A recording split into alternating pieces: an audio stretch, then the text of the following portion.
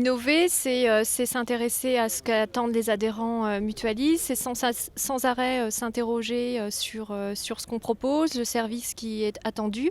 On doit se distinguer des autres organismes de complémentaires santé en donnant la parole en priorité à nos adhérents, leur permettre de choisir. Alors pour moi, innover, c'est avant tout prendre en compte les besoins des utilisateurs.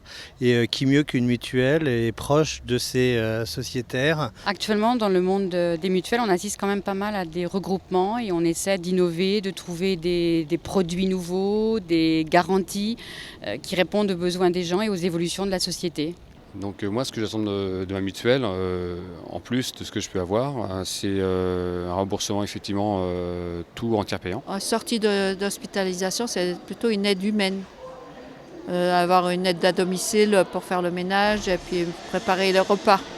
Pendant quelques jours, le temps de se remettre un peu de l'hospitalisation. Mais être contacté vraiment personnellement, je pense que c'est très important. J'aimerais bien avoir un lien avec la maison départementale des personnes handicapées, avec la mutuelle ou la sécurité sociale. Ce qui serait encore l'idéal, ce serait effectivement d'avoir un suivi sur tout ce qui est mobile.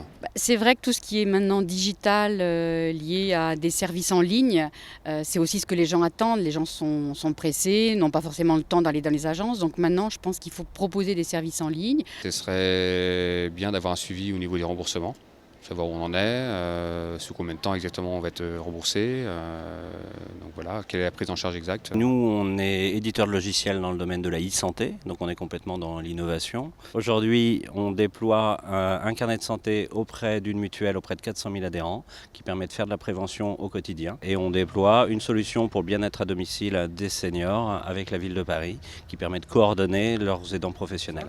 Il y a des proches, la famille, les enfants, le conjoint ou des amis qui les aident et qui ne savent pas forcément toujours comment faire et c'est compliqué pour eux. Donc on met en place aussi des structures qui permettent d'accompagner ces aidants. Concrètement, ce que ça peut permettre de faire, c'est capitaliser sur des notions de lien social pour créer de l'usage et derrière déployer des nouveaux services qui vont permettre le maintien à domicile des personnes âgées. L'innovation sociale, c'est qu'on part du principe que tout seul on ne peut pas faire grand-chose, c'est ensemble qu'on peut vraiment réaliser des choses. Actuellement, c'est plutôt tout ce qui est un peu les services liés au vieillissement, les services liés à la perte d'emploi, à la recherche d'emploi, tout ce qui fait sens dans le quotidien des personnes en fait.